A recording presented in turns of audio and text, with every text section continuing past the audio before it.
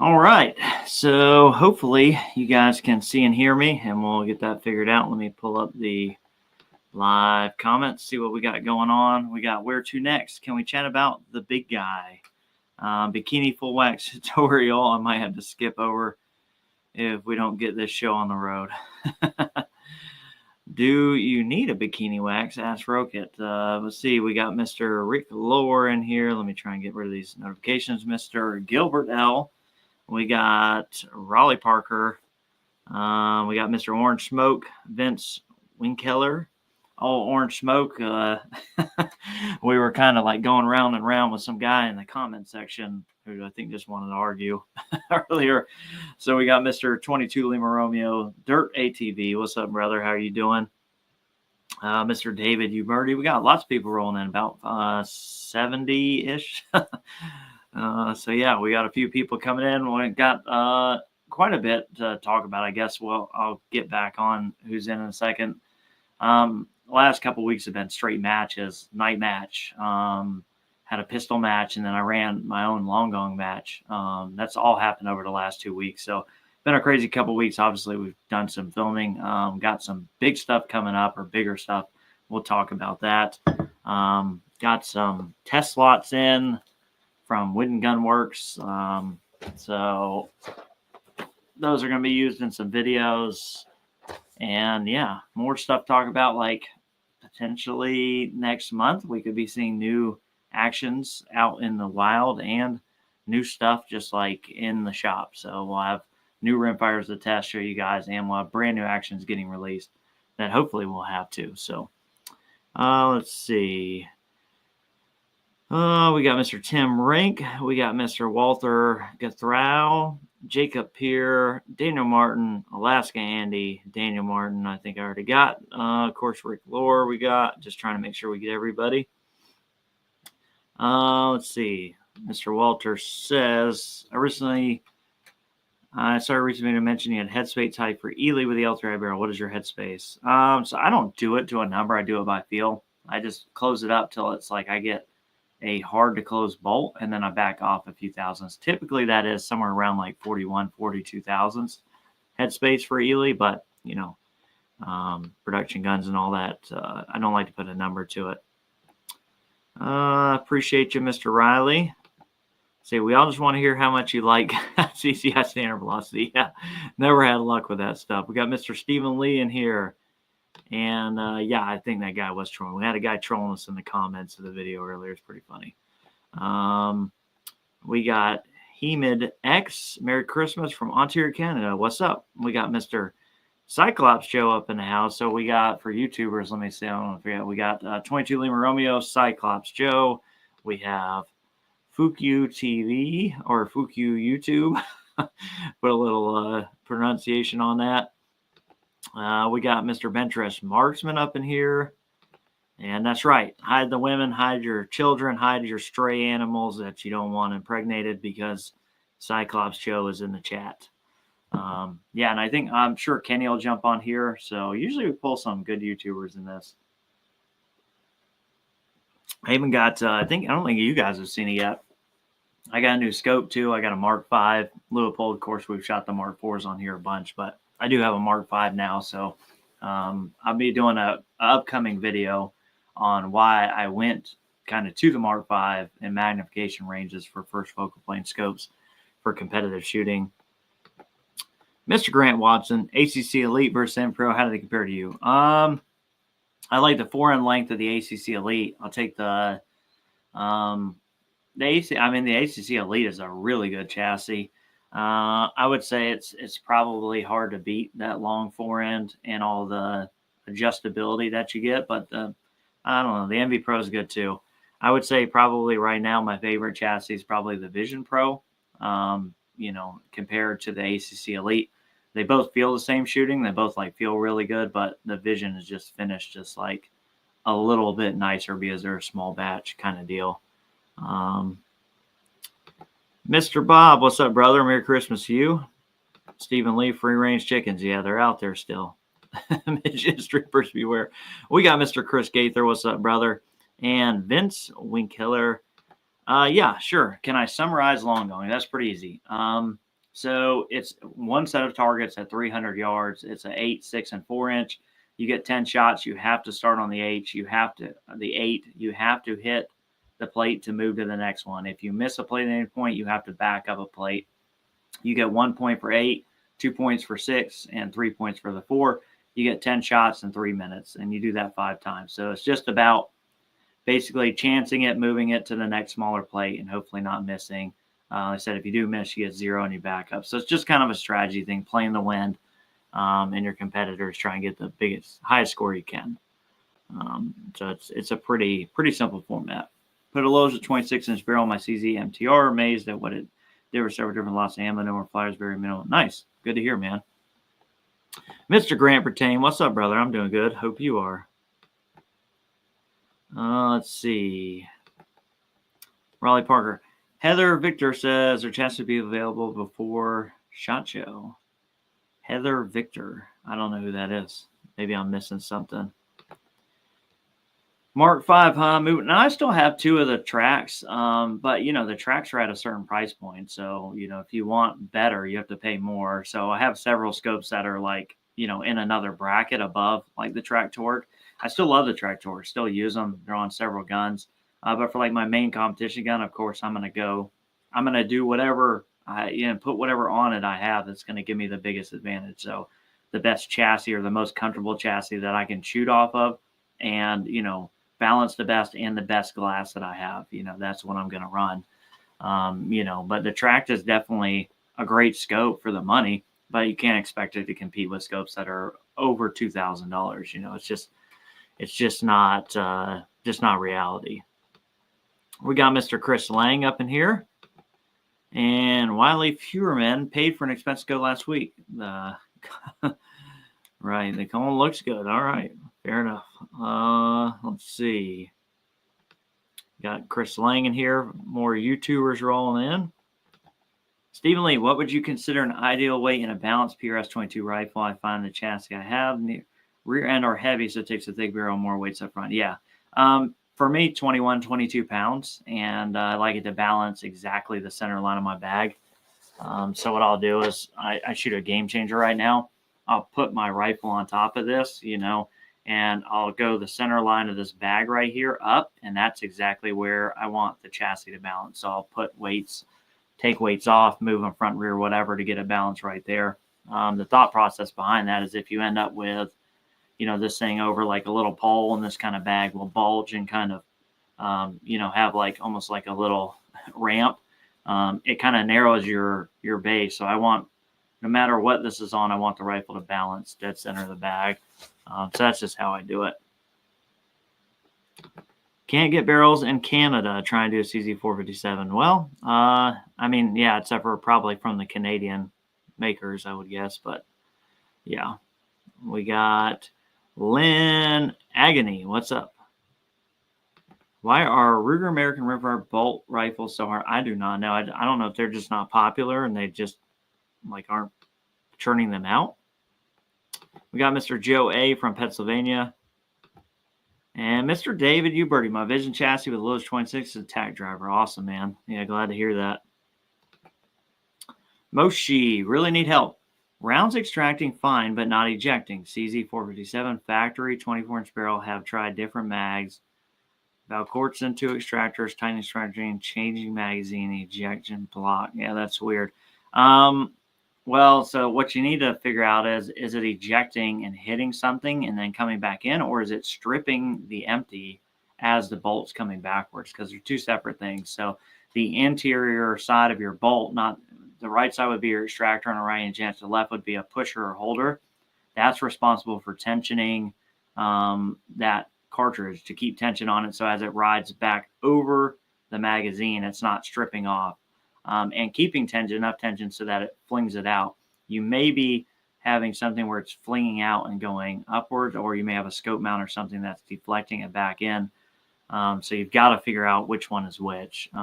But that's really the only thing responsible. As long as your ejector is not moving or loose, and you have tension on that side, then it should work as designed. But yeah, it's a little trial and error. You got to figure out which one of those is doing. Light them up outdoors. What's up from Georgia, brother? Moshi, to the MDT, different ways of running the bolt can't get consistent ejection. 10 to 50% left in the chamber. Yeah, that's weird. Yeah, you need to. Also, he says it here. Just install an arc ram before. Can't wait to get it right. Bipod, nice. Said it's stripping the empty. Yeah, so that's a tensioner side. So I mean, and you can't get into there, but something's up with the tensioner or the pusher side, I should say, the interior side. I mean, that's what's responsible for keeping them. And I mean, that's all that's keeping it on there. I would make sure that there's nothing in the top of your bolt face that's not allowing that cartridge to get all the way up in there. But I mean, all you can do is try and get another extractor or something or holder. It's pretty not typical. If you try something else and it still continues to do that, you may have to go through CZ because that's not very typical.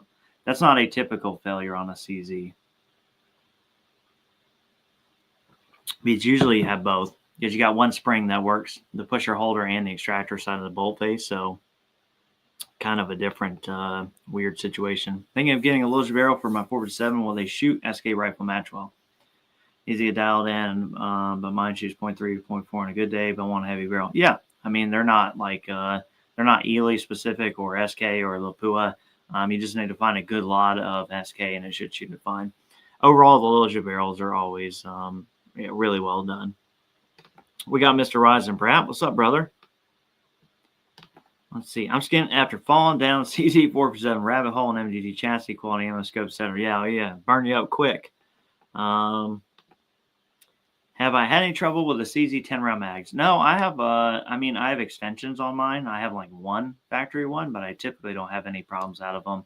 If you do on a polymer mag, take it apart and check for burrs on the inside. Sometimes you'll have a little burring or something hanging the spring or doing something weird, but it's not common. But I don't really have any problems. I've been lucky. What's your thoughts on the Area 41922 for my first rimfire? Currently, all I've been shooting is PCPs, looking to try something new. Yeah, I mean, Area 419 is just putting their barrel on a 457. I assume you're talking about 457. That's all they're doing. You could easily do that yourself. You could just go buy a 457 and then upgrade to any one of the prefits or send it to Kenny and do like a thread on barrel. So the Area 419, often people like think that's some extra like special CZ. It's not. It's just it's usually like a Bart line or something, but they're just putting a barrel on it. And then they're good guns. It's not a bad place to start, but I just wanted you to know out the gate that it's not like you're not getting anything outside of probably their bolt knob, rail, things you can buy anyway, and a barrel from them. Let's see. Looking to upgrade my first barrel on 457. What recommendations? Budget, L3I, not budget, Lilja. Flat out like the best prefit you can get, the Modicam custom rifle Muller Works. And that's, I mean, there's no right or wrong thing about CZ barrels. So it's really more what's your budget, what you want to spend. And Darren, DeNoble, thanks for chiming in there. But yeah, do a slow motion video, see exactly what's going on. Josh, I suggested Heather that she should send you and Joe in a review. No, that would be cool. Maybe I missed another one of yours. Oh, Victor Co. USA. Okay, I'll check that out. Yeah, I wasn't familiar with anything. My head has been in the dirt, man. I mean, I shot that day-night NRL 22X match. Like, I did that weekend before this last weekend. And then last weekend, I did a pistol match I worked all week. Did a pistol match Saturday, set up Saturday evening, ran my long gun match on Sunday. It's been absolutely wild. And, just trying to, I got a lot of stuff in video wise coming up too. So it's, my head's been in the dirt, but I appreciate that. I will try and remember that. Victor Co. Reach out to Heather. Actually, I got this wonderful thing in front of me called a computer. Let me just bring up my notepad. And I'll write myself a note. Heather at Victor Co. Thanks, brother. Appreciate you. All right, Mr. Mike. Help. Ruger Precision 22 long rifle with ER Shaw 20 barrel. What torque setting for action? For the action, like are you talking about for the barrel into the action or the action into a stock? Because they're wildly different things. Now, barrel to action, I don't know. I've never done any other barrel on a Ruger. But typically, if you're talking the action into the stock, no more than 30 inch-pounds, you'll be fine. Mr. Rubinyow, appreciate you, brother. Thank you. They are. They're hanging in there. Do you have any experience with a DP Gunworks Rimx aftermarket bolt? Yes, I do. That gun right there, I'm not touching it, YouTube. It's on the wall 10 feet behind me. That rifle is the DPG Rimx modification. And it'll be in an upcoming video because it's his barrel. Probably going to test it with the Wooden Gunworks test pack of Lapua Polar Biathlon. I'll probably film that tomorrow with any luck. Let's see. One-piece mounts. Which one's better? Which one, brother? Spur Area 419. I don't know. I got my very first Area 419. That's on that rifle up there for the Mark V. I really, really like it, but the Spur, the Spur's good. But the Area 419, I mean, it's very nice, and it's $100 cheaper. So, and there's a ton of, accessory options for it. So, I don't think you can go wrong with the Area 419 mount. It's very well built. But it does have the raw machining like on the inside, just like they do on their rings. So the Spur is like, like all black. There's no like raw machining color stuff in it. So if you don't like that, maybe go stick with the Spur, spend a little extra money. If you don't mind it, then, Area 419, I'm very impressed with the one I have, although not much of a long-term review on it because I've had it one day. So how many Fowler shots do you need to take before you shoot that lot brand for accuracy? If I'm within similar lube, none. If I'm changing lubrication, I maybe just burn 5 or 10. Usually I just shoot group anyway, and I just look and see if it's starting to come back together, if it's like a little erratic with lube, but it typically doesn't take much. But I have a lot of rifles that basically I shoot like pretty much one kind of ammo through. So I'm typically not switching lubrications a lot, more often for videos than any other time. Need to get another rail for my 457 and MDT. Thinking about trying the MDT 10 to 419 on my other one. Pros and cons. The MDT, I think, has the little diving board. If you're going really big barrel, that's going to probably be in the way. But then again, if you go really big barrel on the 419, then you've got to notch it either way. I've heard people, I have not experienced, but I've heard people complain about the 419s, basically saying like they're basically like, especially gunsmiths who are taking them off to do work, like they're basically like crushed in on the rail. Of course, if you're putting on a gun and not taking it off 100 times, probably won't matter. So yeah, I still run 419s just because. Marquis, hello from Ohio. Do you have a PDC chassis? I have tried one. I don't own one. I tried one. I think it's a good budget option. Don't expect it to win like a beauty contest between the other premium options. It's a give and take. Like I think functionally a very solid chassis, but it's not, in my opinion, it's not there looks wise compared to some of these other options. So don't expect all the features, that you would get in the other ones, but a very solid chassis for the money. From the little that I've shot. Missed 22 Romeo. He's got the Victor code. Titan stock is nice. I can have one. Nice. Let's see. Oh, we got Robin here. Was out there at the Long Gong match. Nice to see you kicking around. I was telling them, actually, I was just explaining a little bit earlier about the Long Gong. Josh, sorry if you already went over one of your videos. Does the Oryx have a rear tang mounting option for the 1022? I actually don't know. The Oryx has like a pinch point for the 1022 on the back. I don't know that they offer it in a tang though. I assume you're talking about for like a kid. So somebody else maybe will answer that better than me, but mine does not. Mr. Eagle Eye Shooting's in the house. We got Mr. Slick with it. Do you think that the DPG Rimx is worth close twice as much as a home-built Rimx? The question to ask is, what do you want? So, like a Rimx, like if you set up the mag height, if you do all that stuff, is going to be pretty freaking reliable. It is always going to have the Achilles heel of the fixed extractor. Just is what it is by nature. If you are competing at a very high level and having that failure on a stage could cost you a match, that could have cost you thousands of dollars of travel, preparation, and all that stuff, then yeah, it's always worth it to spend a little more money up front and not have to worry about that. But that's where those things matter. Like, and you just have to take a realistic approach on what you're doing, what you're shooting, if it's competitive. If so, how competitive are you? Are you going to be in the top? Like, is that one or two shots going to lose you a match and potentially, cause problems, cost you money or whatever? So for those people, then yeah, it's always worth it to go the DPG mod, the MCR mod, those Rim-X modifications, like basically take the Achilles heel away from it, and you never have to worry about it. But whether it was, worth it to you or not is a very personal question, and you got to be really honest with yourself. And that's for most of the stuff.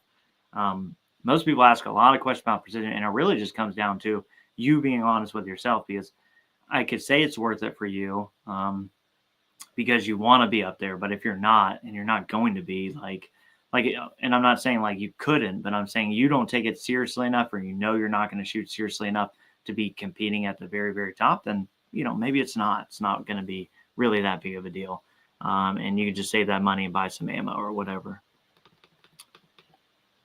Let's see.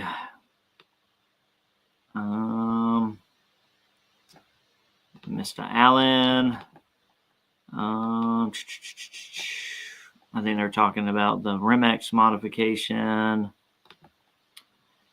That's for Moshi. Let's see. Mr. Big Country. What's up, brother? Nice to see you. Thanks for popping in, man. Let's see. Do I think scopes today are getting better per price point over time? For instance, a $500 scope today is better than a $1,000 scope. Probably. I think they're getting more dialed into what people want. I think there's a lot more people on a budget trying to get into precision shooting. And those options didn't exist before. Like, you just weren't going to get something like the Arkin. And I do think that 10 years ago, they don't have the coating technology they have today. So I think if you take two equal price scopes from then and now, I think just scientifically, the today scope is better because the coatings, the process, the engineering have all gotten better. It's like, it's like getting an engine that was designed 20 years ago, costs the same as an engine that, was designed today. And that engine's probably going to be better, we could go off on tangents there, but yeah, you get the gist of it. But yeah, certainly I think that, scopes have come a long way.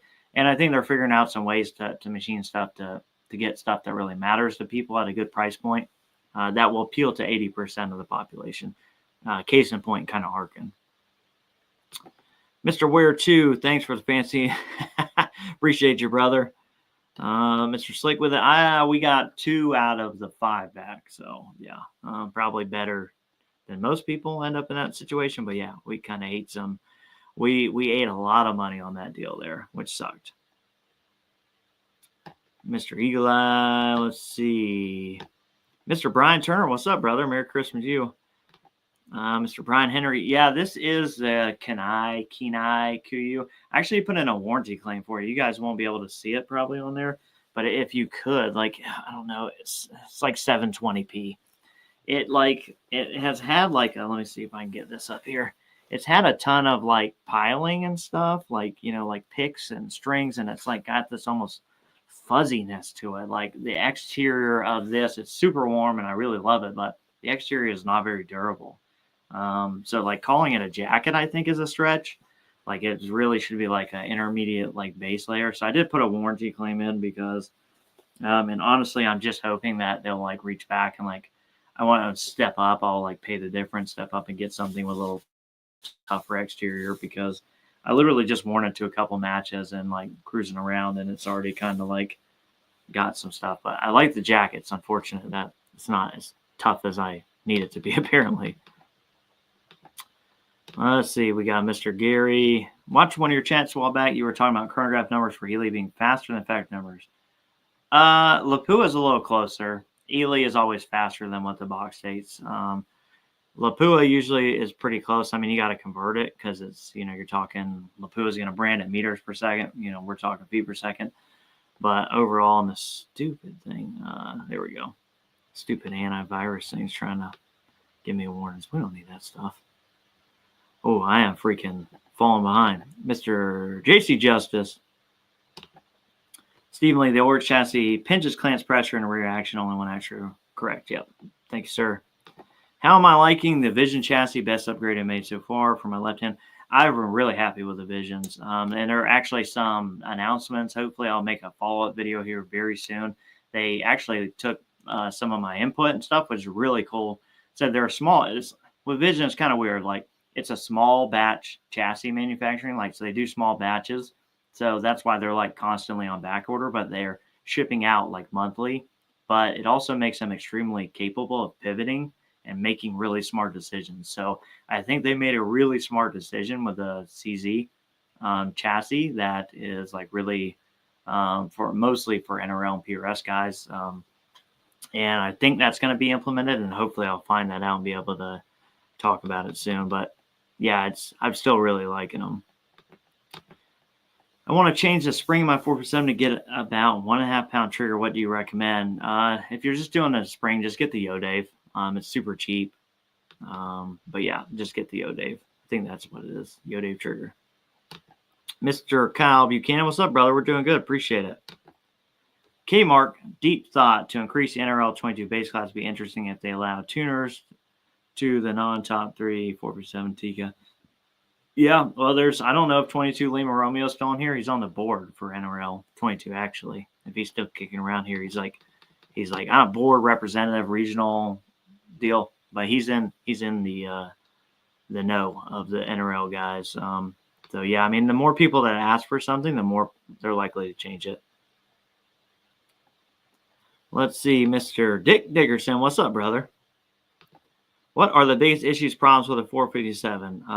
The biggest problem is that you keep having to reload the mags and shoot the dang things because they're usually very, very, very problem-free. Great guns. I mean, there's not really a big issue with them. I am starting to hear like some newer produced ones are coming with like a little bit cheaper like knick-knack parts, which is going to suck. But yeah. Got Mr. Clay Kennedy. What's up, brother? The ginger hammer. Yeah, the beards. I got like a week or two, and then I'll be back at the guard drill thing. I have to cut it off. Crum Ridge, Rimfire, and Caldwell, Ohio will be holding a long gun match on New Year's Day. Come try it out. That is a freaking long way from the house.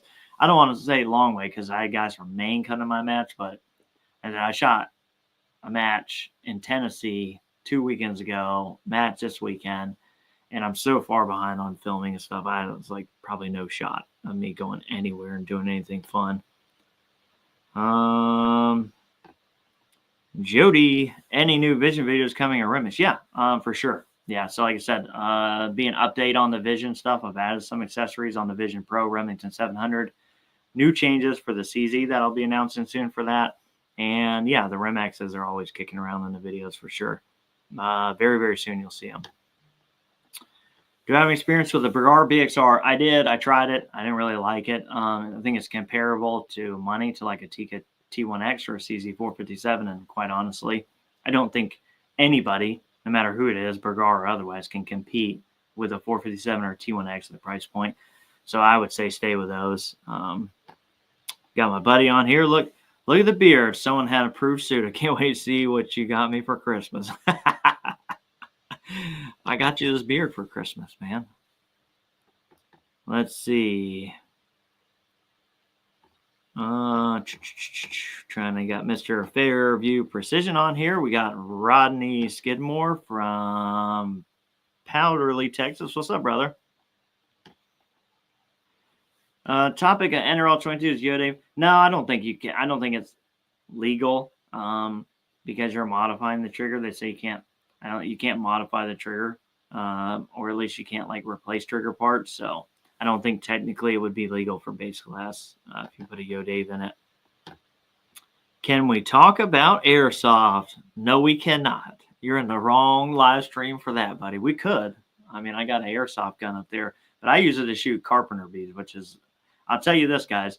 If you live in the Southeast or any place with carpenter bees that, like tear up your buildings and stuff, buying a fully automatic airsoft gun is some of the most fun you can do outside with your pants on during daylight hours. It is a ton of fun to just annihilate carpenter bees.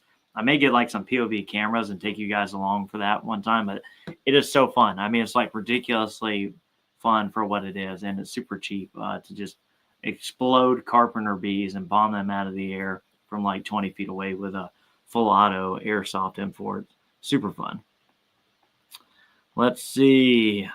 Rodney says, just sitting here cleaning some 22. That's what I did freaking all of last night, clean the crap out of the 22s. I guess I'll talk about, I have eventually, hopefully in January, I have a Curtis coming from DI Precision. So I got a Curtis build from DI Precision coming hopefully in January, pending Curtis gets the action of DI to barrel the damn thing to get it to me. More recently than that, Whitten Gunworks kind of helped us out a little bit, and they're looking to get the word out a little bit more, but it certainly helps me make videos. So they sell these test lot packs. You can get them in like Ely or whatever. They update them, holy crap, every week. But this is like an Ely test lot pack. You get basically 5 lots, 2 boxes each, so you get a whole brick. But they sent out 2 test lot packs. So this, I think I'm going to use to test Kenny's Remex tomorrow. We'll just use this as just like, because he's got his own barrel thing, proprietary barrel stuff going on.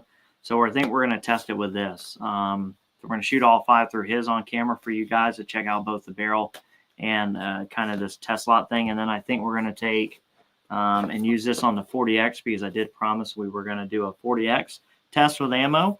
So I think we're going to use the Ely match for that. But yeah, what else did I forget? Let's see. I'm missing stuff. You guys are coming in hot. Yeah, Mr. 22 Lima Romeo responding to him. What's your opinion of 17 HMR versus 22 mag? Honestly, I don't really have a super good opinion about them. They're just like 17 HMR ballistically is better. Everybody thinks it's going to be worse in the wind because it's lighter, but ballistically it's better. So I would pick 17 HMR probably out of the 2. Grant Pertain, what do you think about the MPA chassis for the 457 going for building the works? I do not, the current MPA chassis for the 457, I do not like. I like almost everything Phil has. I do not like that 457 chassis. I feel like it's small, like it's nerfed down, like too much. There are some people that like it. I personally don't like it. And yeah, so unfortunately, it's like he makes really good stuff, but that for me is just like not one of them. Yeah. Bee hunting is a ton of it. It's not even hunting. You just literally walk outside and carpenter bees kind of just sit there and wait by the hole. So, and then they'll fight or bomb each other and stuff. It's a lot of fun. Mr. David Conkle, good brother, and it sounds like fun. Slick Weather, when it comes to testing ammo, where's the best place to order a bunch of different brands all at once? A bunch of different brands all at once literally is probably Whitten. And that's not just because we just talked about them, but they have a test center for like Lapua, Ely. They got SK stuff. So yeah, that's probably the best place. Because everybody else is going to be pretty specific to like brands like Kilos, Ely. And then, Lapua test centers, obviously Lapua. I have shot a Savage B22 Precision. I actually meant to pick one up at the Long Gong match from a buddy of mine who was on here, but I think both of us forgot, because I was going to do a Savage B22 Precision versus my Ruger RPR video. And both of us forgot to check on it. So he probably brought it to the match and forgot to tell me. I forgot to ask, and then I didn't remember it till yesterday. So hopefully at some point I'll get that back. Whitten has been moving some product. It's flying off the shelves. Yeah, they're selling ammo. That stuff's gonna. You can order them. So they put the test slots, like they just put them on their website. So that's part of the deal. Is like they only offer the test slots for ammo that they have like cases of. And then they just kind of like, you don't get to pick the lots. They send you the lots that they have more ammo for that they can sell you after the fact. Mr. DJN8.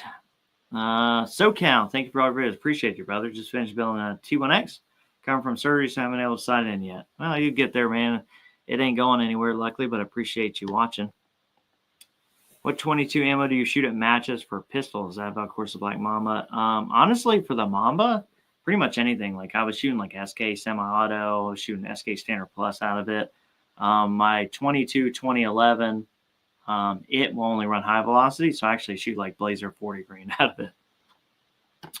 Rodney, I have not looked into the 21 Sharp thing. I think it's just not going to be, I don't think it's going to be a thing. Like, they're never going to make enough ammo for it. Like, it'll never beat match grade 22. I think it's very much one of those things that was like, they answered the question that nobody asked. Like, we didn't need it. Like, it's just going to be another, you know, like 22 Hornet. Like, you could shoot 22 Hornet, centerfire 22. You can shoot 22 mag. I just honestly don't think it's doing anything anybody actually needs, that we can't do with anything, with other stuff that's already out there. That's way more plentiful. My Curse Axiom is in Gunsmith jail at DI as well. Just got my Zeiss S3 and already have my chassis, chomping at the bit to have in my hands. Yeah, I don't even, the crazy thing is, I don't even know. I paid Curtis for the action, and I don't even know what the action is, honestly. I just know it's not a DI. It was in coding last I heard, like a month ago, so I have no idea what. Hopefully it'll get there soon, because yeah, I hate having stuff and not actually having it. Used to pick Carpenter beads off of my Red Rider as a kid when they hover in place on barn. Yeah, it's super fun, man. I love it. How do the Criterion 4% prefits from getting more stack up against L3i? I mean, it's a budget barrel, and you got to consider that. Like, I had a sample size of 1. I would say that a Criterion 22 barrel will not stack up against an L3i or the other more premium prefits, L3i, Lilja, whatever. Like, I don't think the Criterions are across a run of barrels can hold their own against them. It's just, you know, just the barrel blank cost in there just doesn't dictate that it will, unfortunately. Am I still running the Burst Extreme Tactical Pro 5.5? Yeah, the XTR Pro, yeah. It's on that rifle there, the Kenny gun. So you'll see that in the video actually, you just saw it in that one. Unless you're talking about the Elite, I do have an Elite Tactical too for a centerfire, but that's going to go on my centerfire to my 22 ARC when it gets in. Do you shoot any? I do not shoot any bench rest. None against bench rest, but I just have my hands way too full with the other stuff, and I love positional shooting. So I can't get to all the matches I want to now. So it's like a whole nother branch of I'm just not prepared to do it yet. Josh, what does the bearded one think of Anschutz compared to Remex and Voodoo's for the price? I mean, so Voodoo and Remex, custom guns, right? Like custom gunsmith supported, things like that. Anschutz, very, very high-end production gun. To me, PRS NRL, like I'm never picking up an Anschutz over a Voodoo or a Remex, ever, for no reason. Like, you know, if you just want a really, really nice gun that's going to hold a lot of value and all that stuff, that's going to be really nice and probably really accurate, yeah, sure. But the beefier Remington 700 actions and things are just too good for what we do in PRS and NRL, and you just have a slew of choice of, you know, accessories. Like, it's just endless supply of accessories, and that's important. So that's why I would just never put them on the same playing field. Kind of irrelevant of accuracy. Hey, Josh, just got on. Really enjoy your program. Couple lives ago, someone mentioned improved tension spring for the Remex. Any clue how to get one? Probably through Ray at Zermatt. If there's like a new spring out, they might have been mentioning either Kenny or Modicam's conversion, which changes it from a fixed extractor to like a Voodoo style extractor system. Or you say a CZ style extractor system or Curtis style, but a sprung extractor system. Mr. Eric Edelfelt built a 223 Remington centerfire PRS practice. Looking forward to seeing how the skills transfer. Any thoughts or tips as he's done something similar? So it looks like what you're saying is you're built to centerfire to practice for NRL 22 or PRS, but I'm not sure if you meant that the other way around. It's the same. Positional shooting is positional shooting. The only thing that's going to be different is recoil control. Like, so the centerfire is going to punish you more for not having a good NPA, like natural point of aim, because your scope's going to like recoil off target. But outside of that, like the positional shooting, the shooting fundamental stuff is the same.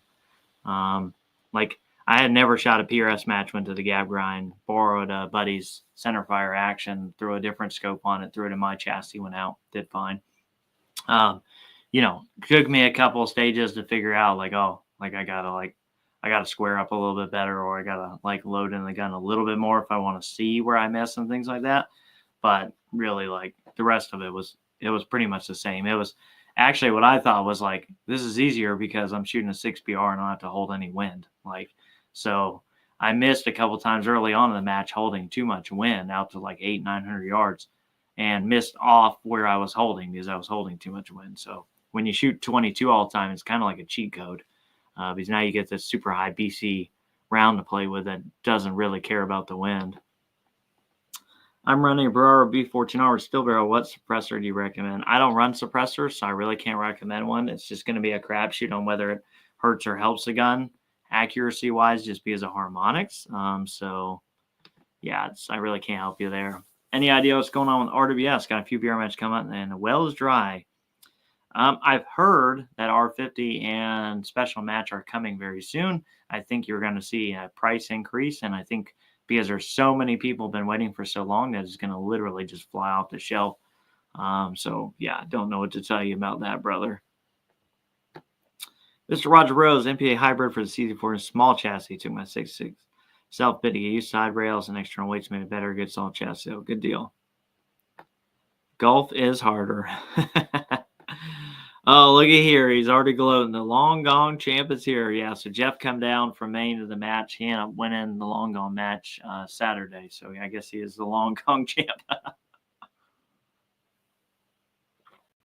Yeah. The winner. Not very humble, we see. That's funny.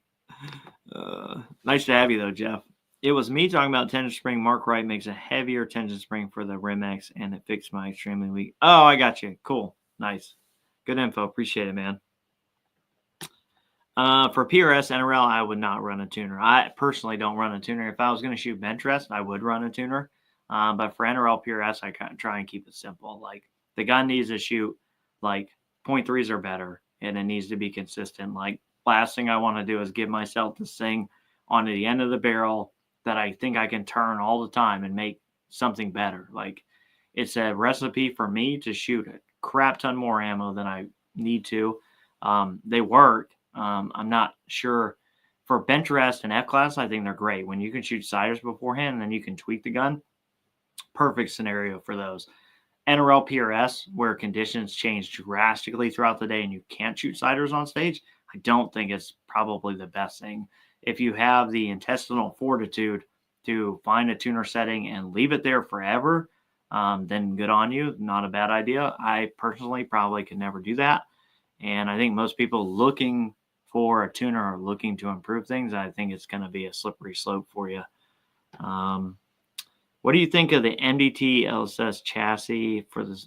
I've never really messed with the LSS, honestly, enough to know, to give you a real answer. Somebody in the chat here probably has one or has messed with it, and they give you a better idea. Like I jumped straight up. Like when I went to the chassis, the first chassis I think I did for the CZ was like I went from stocks to ACC Premier. Like I made that jump, and I didn't really mess around a lot in the interim.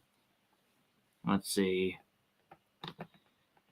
The golf course is a willful and deliberate misuse of perfectly good rifle range. It's kind of funny. I play golf with it every now and again. Very, very rarely, but yeah, I kind of would agree. MDT HC Elite with a Rim-X, what barrel length would you go over good balance? 24 to 26 inches.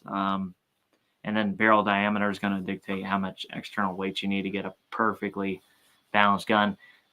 Typically for my ACCs, I run a full set of internals no matter what. So, I mean, you could probably get away without them if you ran like a really heavy straight profile like 1250 out to 26, and then you could probably get away with it. But I like to have that weight low too. So I like the internals to get weight low at the contact point between the chassis and the bag. I think it's an important place to have the majority of the weight of a gun to make it more stable. Because ultimately, you'll hear people talk about follow through. You'll hear people tell you things about breathing, all these things, right? Like, but it's fundamentally for what most of us do to hit a 2 or 3 MOA size targets. Those are good things to work on, but fundamentally there's a formula that's like really easy, right? Like heavy gun, light trigger, like that equals stability. Heavy gun, when you put it on a bag or a prop, it doesn't move. A light trigger, so that your input into the trigger can't disrupt it. Like that is like a successful combination or solution, algebraic solution for stability. Like A plus L equals stability. Like it's that easy. And if you follow those, it's going to help you a ton with PRS. Of course, the other things come into play when you start getting lighter rifles or weirder positions and things. But yeah, a little bit of a tangent there. I have not tried that. I don't even know what the T-back bipod is, honestly. And tripods, what we were making about low tier, mid tier, high tier. Honestly, for like shooting wise, like spotting off of it, carrying your stuff, like don't spend $1 gazillion on a tripod. Like you just don't need to.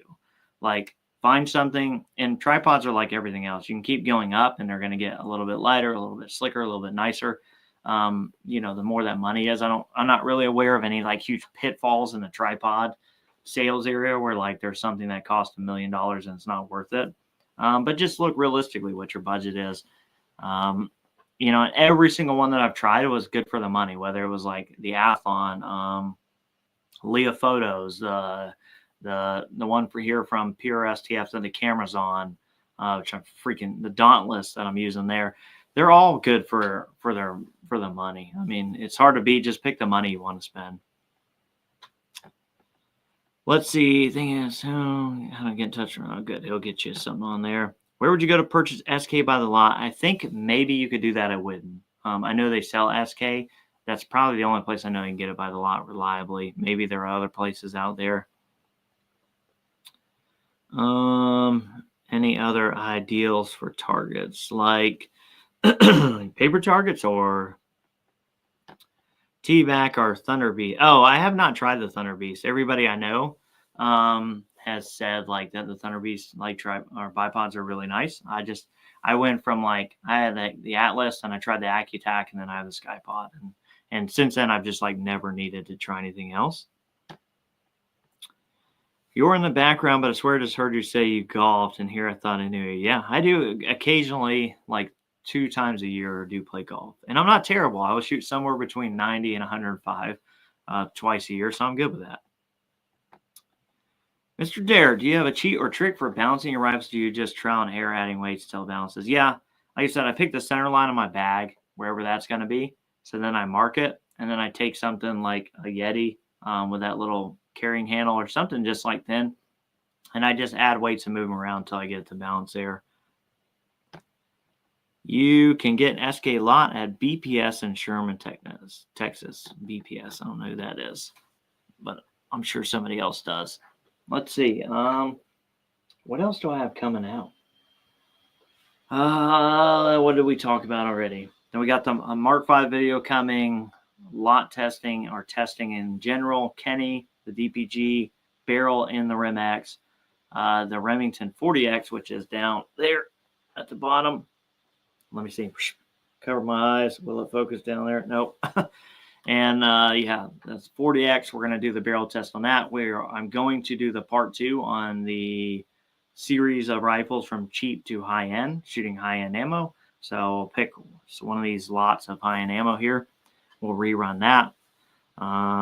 I I do have the Long Gong match video coming out. I'm editing that now. I do have to do some like I've got to record stuff here for that a little bit because some of it, like, you can't hear our explanation real well.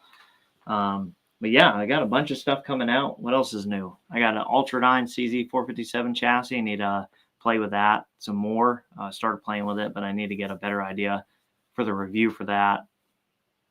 Tons of stuff, man. I am so far behind. So far freaking behind on that stuff. Like I said, we got the Curtis coming from DI. There's a new barreled action coming out from another company. Hopefully sometime in January or February, I'll be able to bring that to you guys. It's not the L3i one. I still don't know when the L3i barreled action is coming. No idea. But yeah, it's been busy. We've had a lot going on. So let's see. I run an LSS XL Gen 2 on my range, so I wish it was different. The 4 and run a 25-inch. Yeah, I can see that. I mean, the LSS is meant to be like a lighter, thinner, kind of more budget-friendly one. You ever do any pistol testing? No, I mean, I shoot like some DMR, sniper DMR matches and some pistol matches, but it's mostly like action-style shooting, fast shooting kind of stuff. Nothing for like accuracy or whatever. I can't shoot a pistol that accurately anyway. It's just not in me to shoot. Like, I would never be a good bullseye shooter. For PRS, MDT ground pod or Atlas bipod. I have no experience with a ground pod. The Atlas is probably, I think it's like a better material because the ground pod's made to be budget. Honestly, for PRS, like, you don't need a lot of bipod because you're very rarely going to use it. 99.9% of the time, how I'm using a bipod in PRS is to hold my rifle up on the ground while I'm not shooting a stage. Typically, as soon as I start to shoot a stage, bipod comes off. I got bag in hand, and I very rarely use it unless the stage forces me to shoot off the ground where I need it. But I would not go crazy like thinking you need like a certain bipod that does certain things or certain craziness, because more often than not, you're not going to be shooting with a bipod anyway. Any thoughts on Silohiti? I have no idea. I don't even know what you're talking about, brother. I'm probably missing something. Most people that I am like, if it's something going on in the news or something, I'm oblivious because I have zero time in the day besides this stuff. Like, so I'm consumed, like, so I'm probably missing something. But let me know. Maybe it'll refresh my memory. I haven't seen the Outlier chassis. It's been getting huge pump, obviously, by all the Arc. I mean, it's Arkin. It's a sister. This is common. Sister company to Arkin. It is Arkin. I mean, it's just in case something happens with Outlier, then it doesn't impact Arkin and vice versa. It's a smart business move. So it's being pumped, you know, obviously, like it's being pumped big time in social media because they got all sorts of affiliates who are like, hey, time to make some affiliate money. And I'm not hating on it. Don't take that as I'm hating on those guys for trying to make a living doing this because they have to. Like, it's the nature of the beast. But I have not actually tested it. You know, if it's anything like the other Arkin stuff, I feel like it'll probably be a good, solid budget option that will work for like 80% of people. And that's kind of what Arkin's done. So I'm not hating on it at all. I just haven't tested it. I'm probably going to just wait till the beginning of the year, which is only like 10 days away. Maybe like the day after New Year's, I'd start a pre-order up because I don't want to across years have to worry about like tax stuff from last year into this year because I have to pay tax on all this stuff. But yeah, I'm going to open up a pre-order very beginning of the year. I'm also waiting because I have patches coming. I made some patches. I'm not going to sell the patches on the website because I think that's kind of lame. What I'm going to do is like I'm going to have like 100 patches made. I'm going to carry some with me to matches. But for those of you guys who pre-order stuff like the hoodies, the shirts, whatever we're selling on there, I'm going to throw the patch in with the order. So I'm also waiting on those. Let's see, on the plus side with the Curtis is that they now have some experience with messing with the Curtis actions. I hope they don't run into the same issues they did with mine. Well, I don't know what issues they run with yours, but yeah, I hope not. Oh, silhouette. I don't do anything with silhouette shooting. Mr. Texas Wingnut62, I've been upgrading a Ruger Mark IV and would be interested in your competition handguns recommendation for the Mark IV in future vids. Oh, I got you. Yeah, I run the 2011 22. I have a Mark, I think it's a Mark III maybe. The non-easy takedown one with the Valkortsen Black Mama upper. It's really good. How important do you think a level is, like an electronic? Extremely important. So put it in this perspective. Well, it depends. Again, I have to bring it back to how competitive what are you trying to do? Like, how important is it to you to never miss shots? Twice this year I've had my gun, not my scope, be out of level, but my level tell me that it was level. And I don't know if it's me or what's going on. But it's happened twice. It happened in the middle of the year at Clinton House, and I lost that match. And then this last NRL 22X match, night match, I lost the match by 2 impacts. The easiest stage of the day, the stage that like absolutely everybody in the whole match cleaned, a night stage with huge targets. I went up there and held the same wind as everybody else and missed the first 3 targets and had to make a crazy wind correction to get on target, and then I hit all of them. Then I came home after that match. I set up, leveled my gun by the level, backlit my reticle on the wall, out of level. So literally my gun being out of level cost me winning the match. I mean, it's that simple. Like, I lost by 2 points. I lost 3 impacts on the easiest stage of the day. And the only reason I didn't hit them is because when I set my gun up to what I thought was level, it was not. So it can be very, very important. Let's see. Yeah, patches. Yay. Hopefully they don't take forever. But the pre-orders, it's going to be up for a while anyway, dude. So they should have them. I can ask them. They haven't given me, like, they're not, like, typically these guys don't give me any, like, discount stuff because, like, we're not like working together like that. Like, it's kind of an open door. If they have something that they think like that would make a good video or that I could use for a video, then we kind of do that. But outside of that, like, but I can ask. I don't have one now. I did have an Eric Cortin. Yeah, I have used his tuner on a Rimfire to do a bunch of tests. And I said I would use one again on a bench rest gun, wouldn't use it on my PRS guns. I agree. The SG Pulse is really, really nice. Mr. Lou Plef watched your CCI Norm Attack video. I get great results with CCI, so kind of surprised. Yeah, I think what I had was I've had much better results with CCI Standard, and I didn't really care like how great or not that lot was because it was kind of relevant to the video. But yeah, I was like, oof, when I first started shooting, I was like, this is some really bad CCI Standard velocity, like really bad. It was terrible.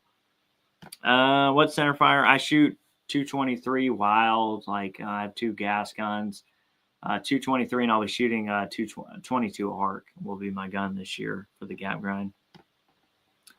Any reason to go with MDT over the SG Pulse?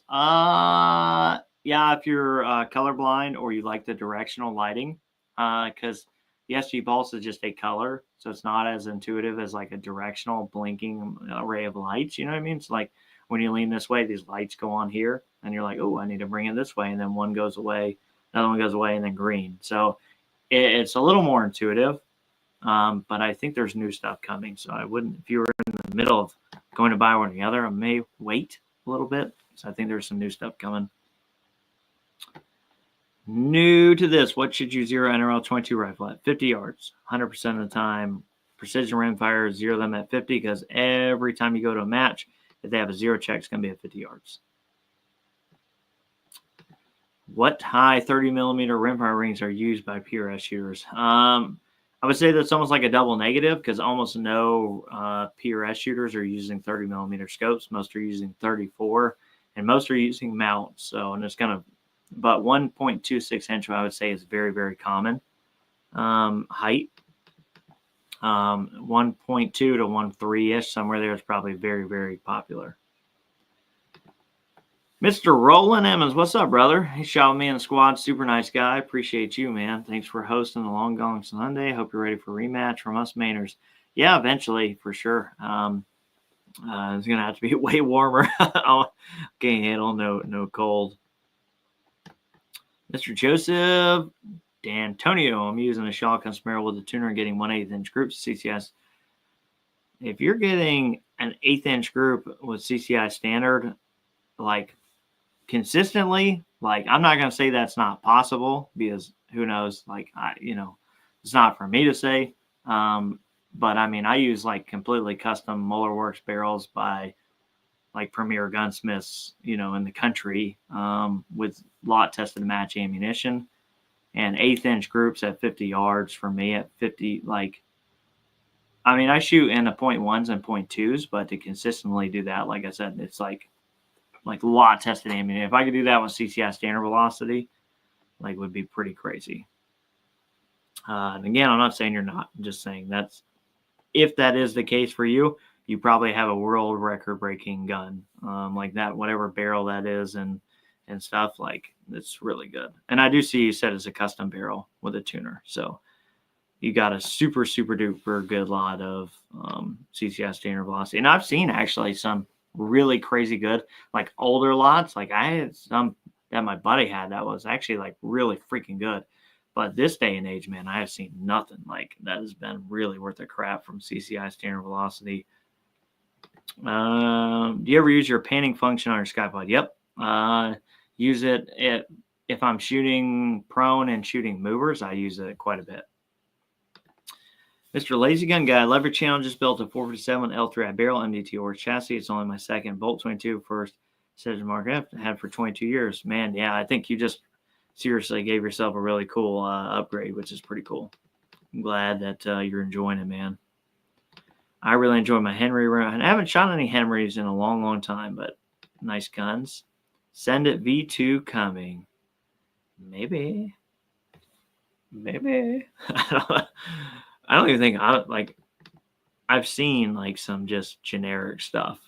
I think like conceptual stuff, and not even from MDT.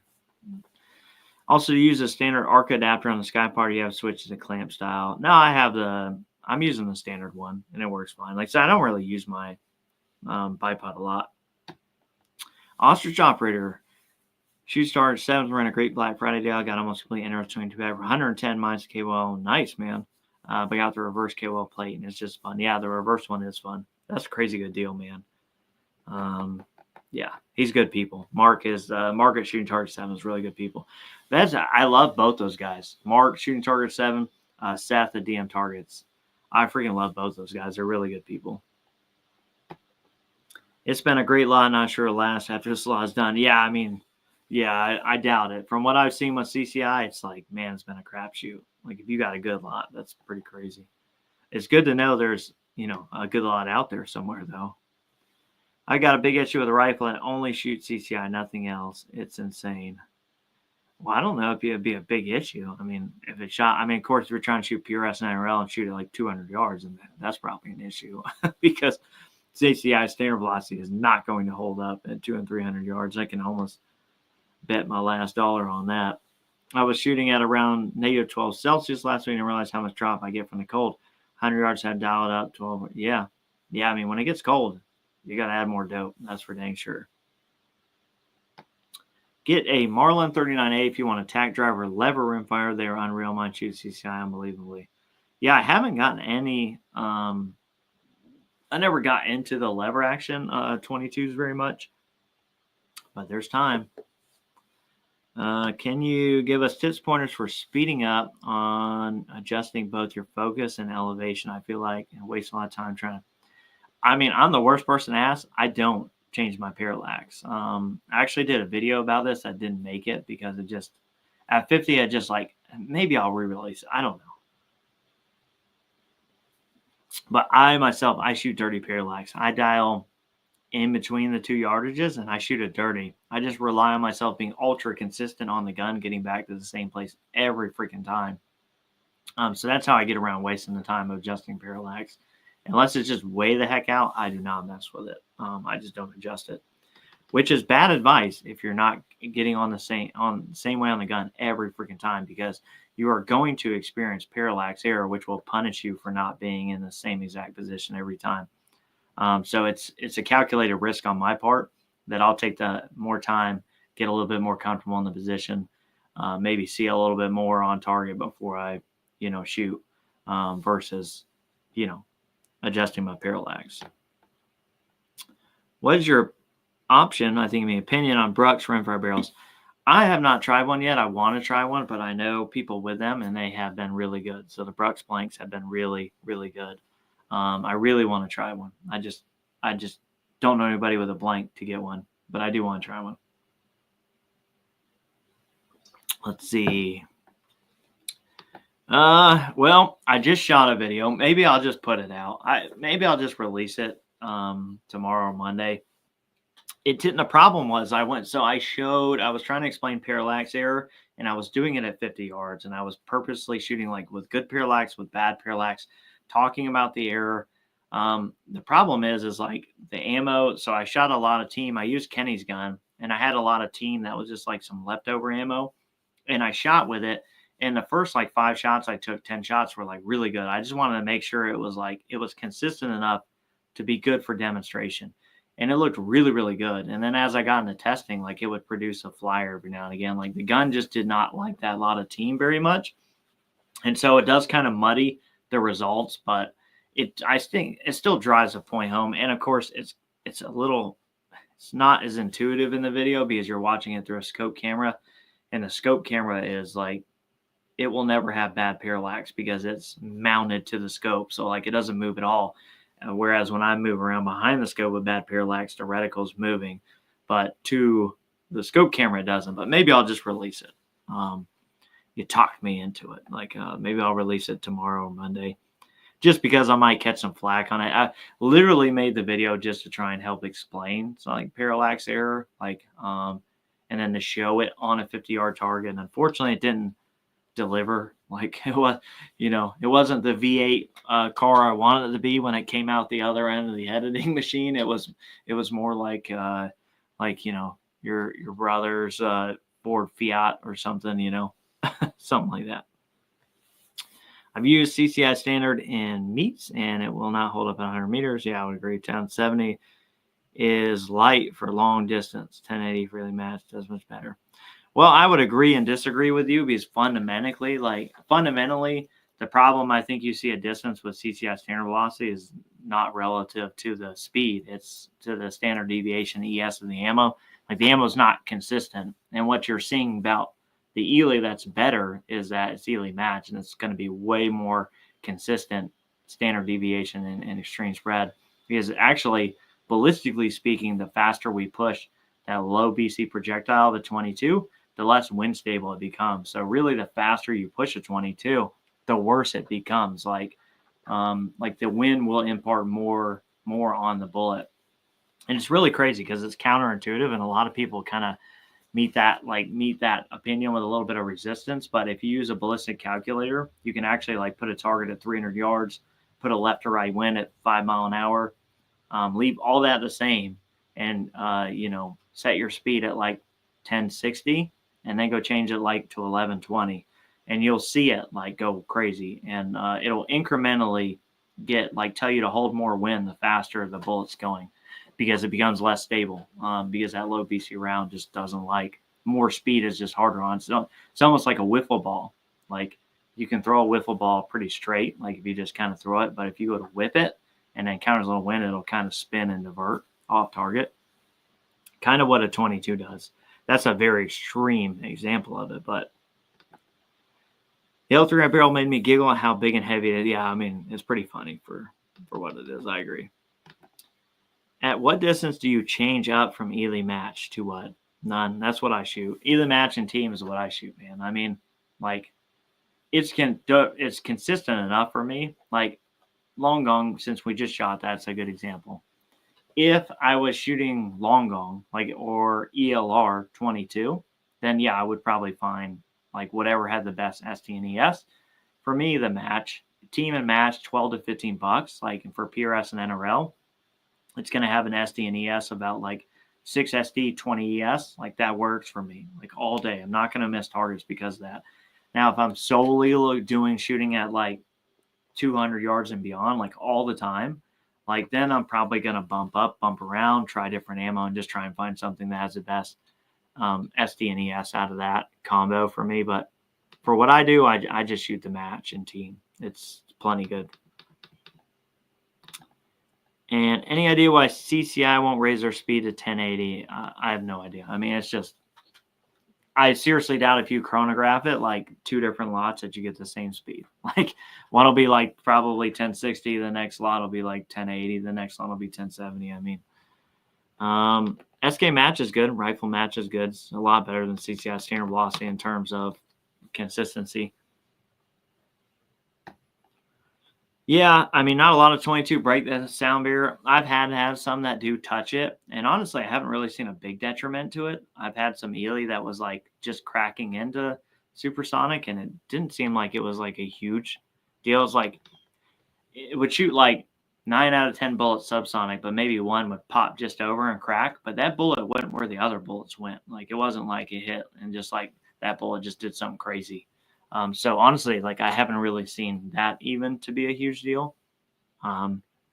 So much as just generically, the faster we push those bullets, the more wind sensitive they are just by nature of the BC. What's up, Mr. Long Rifle?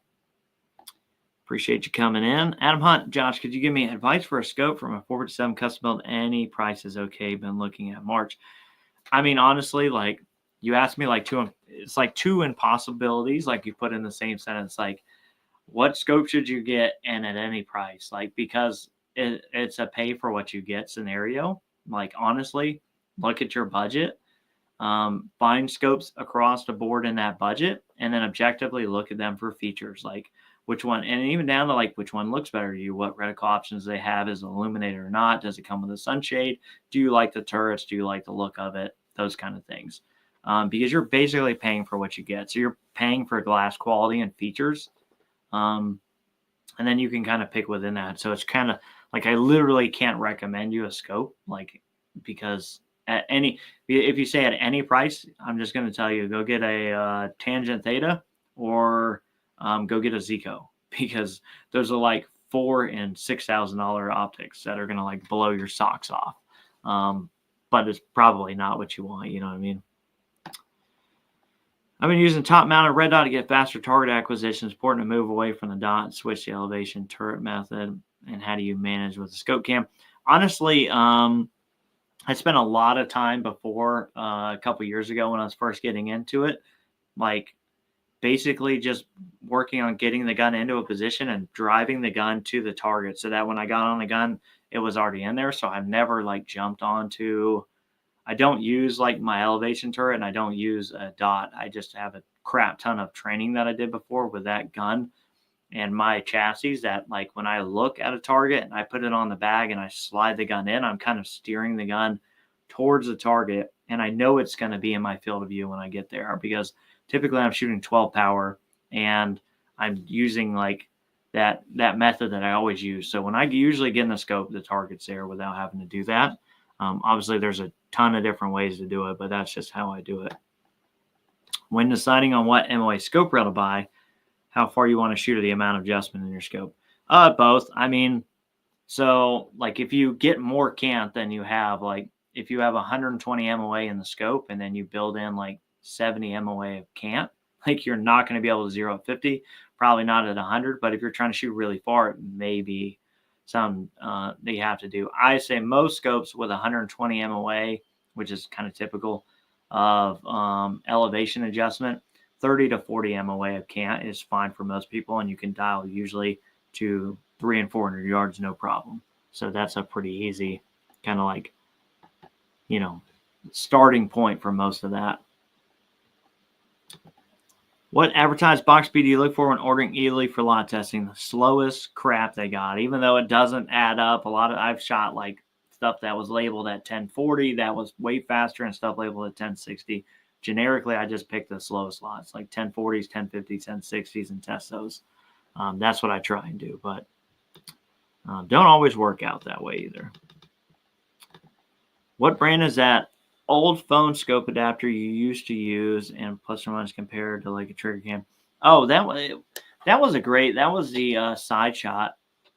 And it was really good, but you had to basically set it up like internally. Like it had like, so I had to pull the GoPro out, adjust a little lens, put it back in, out. I got tired of it.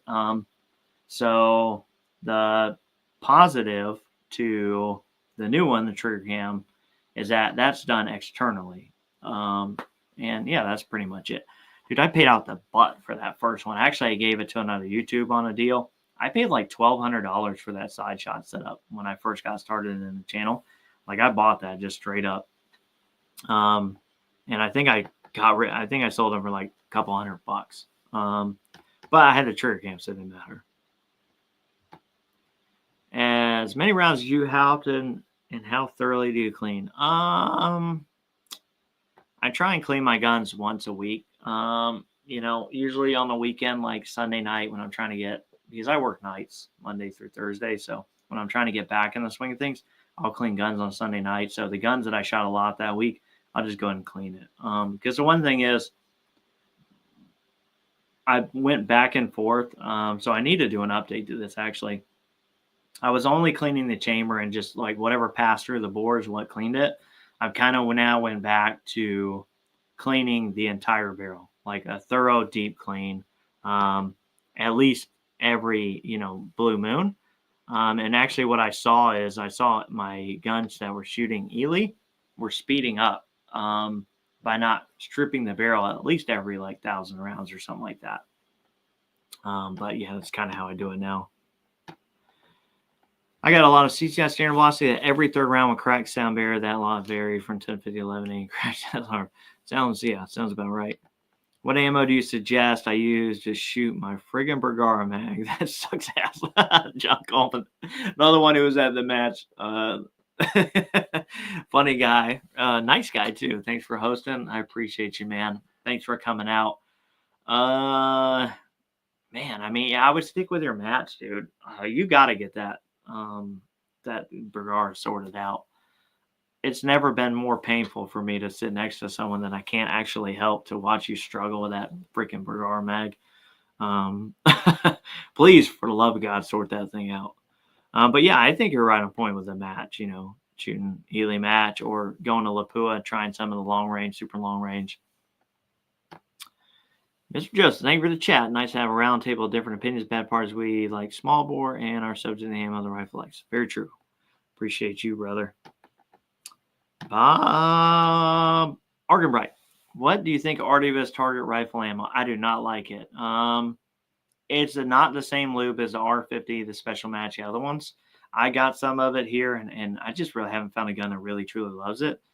And yeah, I think for the price point, there's a bunch of other stuff I'd rather shoot. But yeah, I'm not a big fan of the RWS target, or I think that's what I have as RWS target or something like that. But yeah, I wasn't a big fan of it. Let's see. How do you like to set up your length pull? Do it's comfortable and then set the scope distance. Yeah, I set my length of pull up on the shorter side for PRS guns. So basically I take almost all the adjustability out of my chassis and suck them into the minimum distance, because the weirder positions you get into, like the more like the easier it shoots for me when I have a shorter length of pull. But yeah, and then I set my scopes up, of course, after that. Or do you try and push in short length of pull? No, I don't do it for the weight at all. It's like I balance the gun after all of that. Like, so I start off by getting the rifle, the chassis set up comfortable, then the scope, the eye relief, and then I get the gun balanced. And typically I set it up for like a kneeling position. Like I want it to be comfortable, like kind of in all of them. So like kind of the middle of those is like kneeling. So usually I do it right in my gun room. I kind of kneel behind this table here, and I've got like some white cabinets, and I just set up the, kind of everything based off of like being able to build a position right here. And that is a kneeling position. Am I wrong for running a brush through the barrel every 100 rounds? No, man. I mean, you can't clean it enough. I mean, if you know how it shoots clean and you always clean it, then you know how it shoots. Like there's no right or wrong answer. And same there. And are you wrong? No. If it works for you, then have at it. Like there's no right or wrong answer for it. Appreciate you make it work. Thank you, sir. Got me nervous about my old lot of CCI. only have 600 rounds. I'll try the new stuff and compare. Yeah, I think the new stuff is not going to knock your socks off. I think it's going to be a pretty freaking letdown. Any experience with a Seiko quad? Yeah, actually, I had one of those. Was it cool? No, was it a Seiko? Yeah, cool gun. A lot like a CZ, and so I own like 2 or 3 CZs. So I was like, why do I have the Seiko? Like, just didn't make any sense. So it didn't stick around super long, but not a bad gun. Do you chronograph your ammo at different temperatures to get data, and do you find that at a certain point in temperature the speed doesn't drop? I chronograph it when I first test it, and then if it starts to get colder, I'll chrono it again just to see, and I'll put it in my Kestrel. But it doesn't swing a lot. It's not like enormous. I mean, at distance, of course, it's going to mean a lot, but I don't see like 60 feet per second swings just based on temperature. It's typically like 10, 20 feet per second. Let's see. See you back on the Discord. Yes, sir. Appreciate you showing up, brother. Let's see. What do you use for fill in the bags? Heavy fill from Armageddon Gear. All my bags are like a heavy fill. It's just so much more stable. No, I haven't really I've heard first of the year, but that's from like wishful thinkers that I know who shoot RWS. So it's hard to say whether that's reality or that's just wishful thinking. But yeah, I've heard beginning of the year, and I've also heard it's going to come up a couple bucks a box. So for me, R50 was like already too expensive. I was going to spend like $18 or $19 a box for PRS or NRL style shooting. But especially if it goes up a couple bucks, then no. Preferred rear bag for bipod, and you have one of the large bags to hug when sitting kneeling.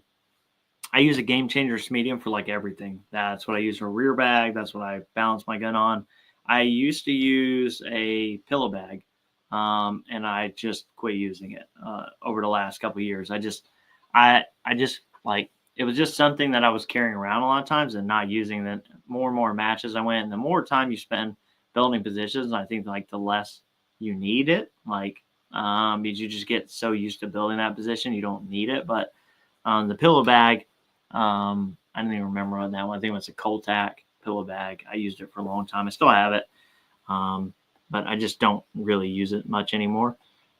Like, I wouldn't necessarily get rid of it, because maybe I go back to it at some point, but I really haven't been using it. It's actually something me and a couple shooters that I know talked about.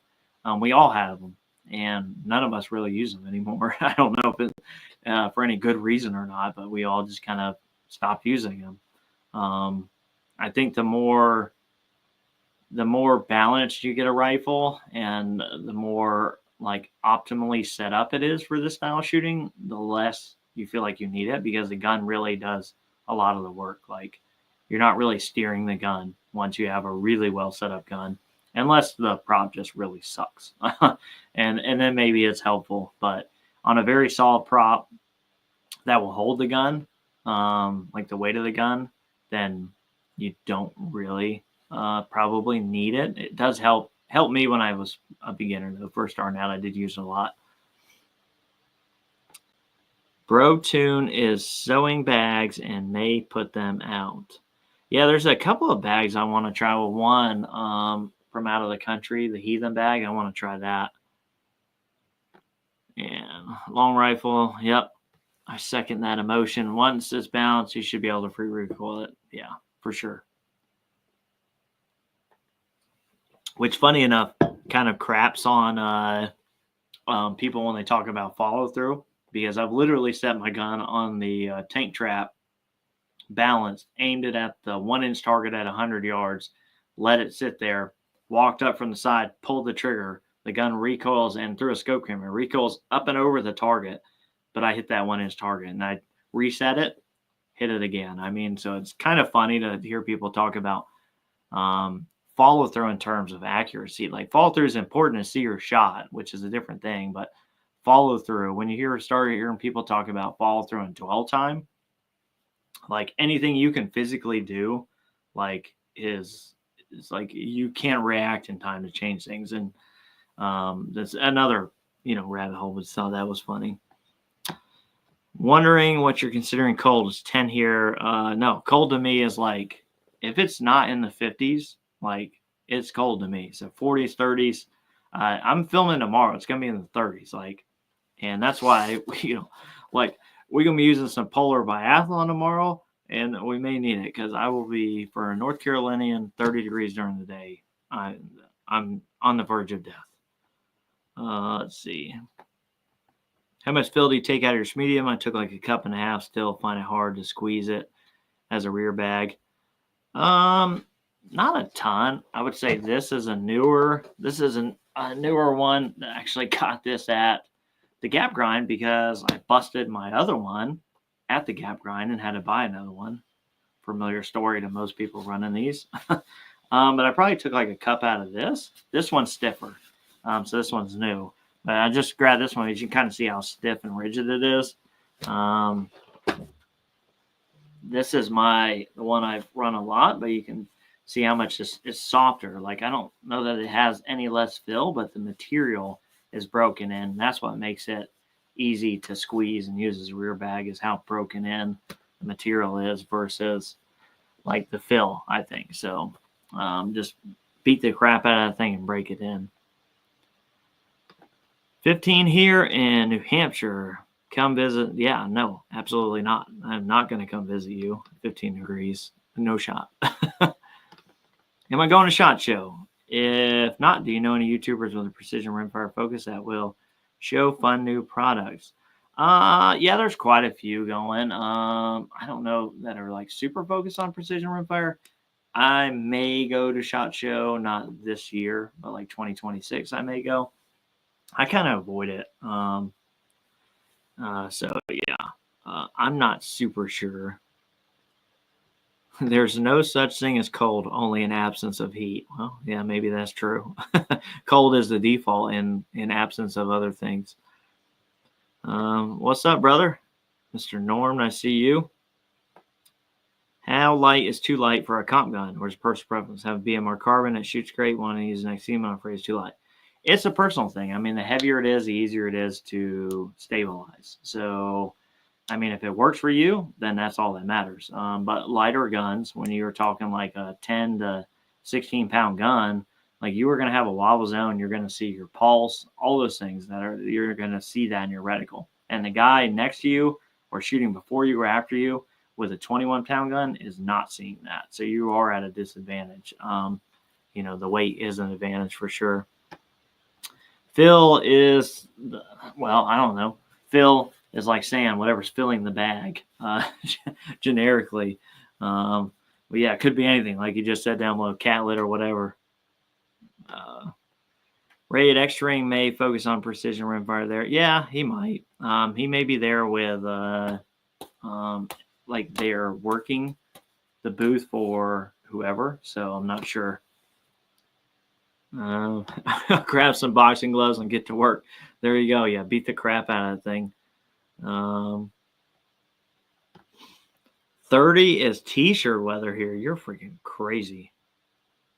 I'm in freaking like a toboggan. You're gonna see me. I'll be freaking dressed warm tomorrow when I'm out on this stuff.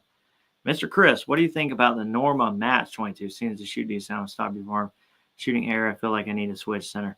Yeah, I mean, shooting bench rest with something like that is going to be hard, man, because it's not going to be as consistent as some of the other stuff. But I don't, it's good. It's good quality budget ammo. The Norma Match 22 is. For shooting practice, I would not shoot a match with it though. And even Center X, like, most of those guys shooting, who are serious in ARA are going to be shooting like pretty expensive ammo, Midas. Midas Exact, R50, that kind of stuff. Because you can't afford the guys winning it are winning it on X count. Like hitting the 10 ring is like mandatory. So you can't have like a rogue bullet, it's just not going to work. Appreciate you, Mr. David. We'll see you around, brother. Minus 30 Celsius in northern BC. No, thank you. No, thank you. Cheapest, most accurate 22 match ammo that has shot well in most of your rifles. Elite Team, probably. At around $12-ish a box. Like I can find a lot that works in pretty much everything.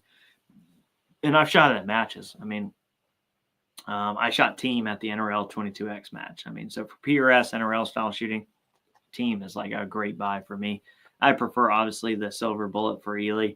I think Center X is probably a good other option, or SK rifle match. Finding a good lot of those would be fine too.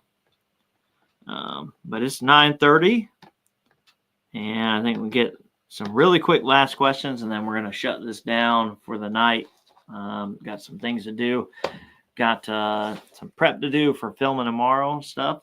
But 180-ish people on pretty much the whole time, last hour and a half. Certainly appreciate everyone who comes out for these to see my ugly mug rant about precision rimfire stuff. I can't do it without you guys. So I appreciate you guys. Like to take time at the end to tell you guys that, I'm fortunate to have a super great audience of really good people to make videos for. And obviously this wall here doesn't exist without the channel, and the channel doesn't exist without you guys watching. So I am forever super grateful to you guys for being a great audience. Probably one of the most committed audiences on YouTube. And that's why we do it. Like, I'm happy to have you guys here, coming here at 180 at a time to answer your questions. And yeah, if you want me to make videos about something, shoot me a comment down in the video description. I read all the comments. I try to respond to all of them. Sometimes that's impossible, but I do at least read every single one of them. So if there's something that you think would make a good video, or something that's going to help you, or helpful, in general, let me know. And I usually try and take those ideas and make videos and run with them. But again, let me do a quick scan here and make sure we didn't completely miss anybody. I appreciate you, Brian Turner.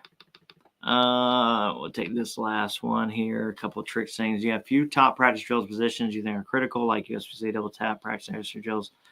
No, grab all the crap in your yard and in your house and build positions on it, because you never know what the prop is.